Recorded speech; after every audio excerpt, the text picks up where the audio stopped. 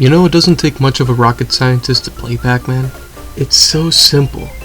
You're just trapped in a maze with a bunch of dots inside said maze. You have to eat all the dots. And of course you have to avoid the 4 ghosts trying to get you. Underneath the ghost home, there's sometimes fruit that gives you extra points. And in the corner of the maze, there's a big dot that grants you invincibility for a brief period of time. You can eat the ghosts, or not, whatever you want to do, I guess. They run to their home and they respawn. Simple as that. Rinse and repeat. As you beat each level, the difficulty increases a little bit. And you know something? This game was released in 1980 and it's still making its rounds 42 years since its release date. But keep in mind, 1980, the people that played the game when it originally first came out are most likely in their 50s or even their 60s. Crazy to think, huh? It's easy to port onto any home console that you can think of. And you know something? I even came up with a little theory that a game console is out and there's something that has to do with Pac-Man released onto it. Chances are the console is gonna do great. If there isn't anything that has to do with Pac-Man on that console, well, most likely it's not gonna do so well, or it probably tanked. I'll give you an example. The Nintendo Entertainment System. It has a port of Pac-Man on there. And would you look at that? The console did excellent. How about the Super Nintendo? Look at that. The Adventures of Pac-Man. Miss Pac-Man is on there as well. And it did great. Okay. Atari 2600. Pac-Man was on there. Even though it doesn't look like Pac-Man. I mean, look at this. It looks like you put bleach over something good. Ugh, it's disgusting. But it still did pretty well. Okay, how about the Atari Jaguar? No Pac-Man? Ooh, it didn't do so well, did it? Or the Nintendo Virtual Boy? No Pac-Man there either? It didn't do well either. You know, it's a little theory I came up with. Pac-Man isn't just popular because of the video games. They actually branched out to merchandise, and boy, is there merch for Pac-Man. It ranges from just about anything, whether it be from t-shirts, to wristwatches, to clocks. Even vinyl records, yes, that's right.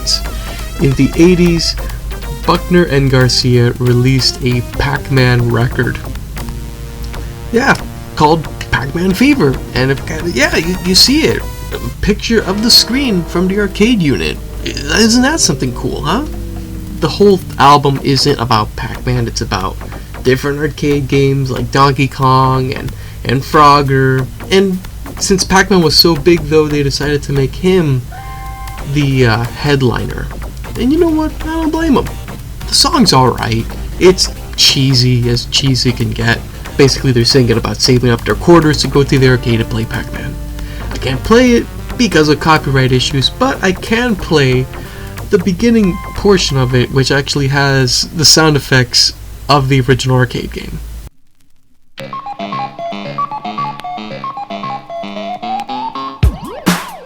I still think that's cool how they actually pressed that sound on a vinyl record. And something off topic, which I think is pretty neat, this was actually on Columbia Records.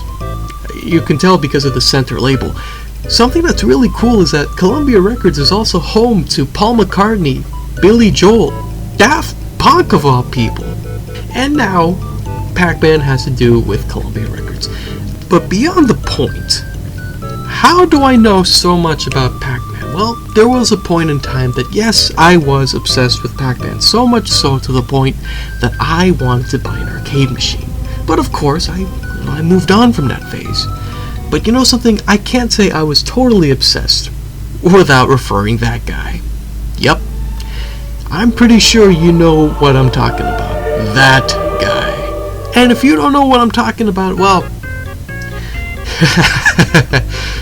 in 2004, there was a TV show hosted by Fred Willard. It was called Totally Obsessed. You know, he covered people that were obsessed with many things. Like this guy obsessed with Miami Vice. He actually had a whole wedding themed after Miami Vice. There was another guy obsessed with the E.T. Adventure ride from Universal Studios, which I like the ride. It's fun, it's fine, you know, but I'm not gonna dedicate a whole bedroom to the ride, you know. And then there was that guy. It just gives me this feeling of giddiness, like there's all these tingles running up and down my nipples. Pac-Man guy. Yes, he is obsessed with Pac-Man. And this was 2004, 18 years ago. And he was obsessed with Pac-Man. He has all the game consoles that has Pac-Man. He has all the Pac-Man merch. He even has a Pac-Man mask, which I don't even know where that came from. But judging from the looks of it, it kind of looks like it was based off the original arcade cabinet of Pac-Man. He even goes to the arcade to play Pac-Man and ask for quarters, or how he says it. Quarters that I may offer them to the great yellow one? Certainly. It's crazy. It doesn't end there. He goes to parking lots, so of course he reminds everyone the greatness of Pac-Man. Pac-Man! Pac-Man! Pac-Man! Lest the public forget about Pac-Man, Tim goes out every week to remind them. Pac-Man! And if you're still saddened or, worried that you haven't found your special someone yet, if you're even looking for one, well, fear not. This guy is married. That's right, he has a wife. She doesn't look happy, but she still said I do. So, there you have it. He still got married, even with his hobbies. Never ever change your hobbies just to fit someone else's needs. And you know what? That's exactly what he did. Makes you wonder what this guy is doing in life these days. Pac-Man. 42 years. Pac-Man. I guess this is in time for the release of Pac-Man World Repack. It's a very exciting time to be a Pac-Man fan. I look forward to actually playing this game with Pac-Man and Miss Pac. That's not Miss Pac-Man. Yeah, Miss Pac-Man was another can of worms, but I'm not gonna get into that now. I'm just gonna continue playing Pac-Man now. Yep.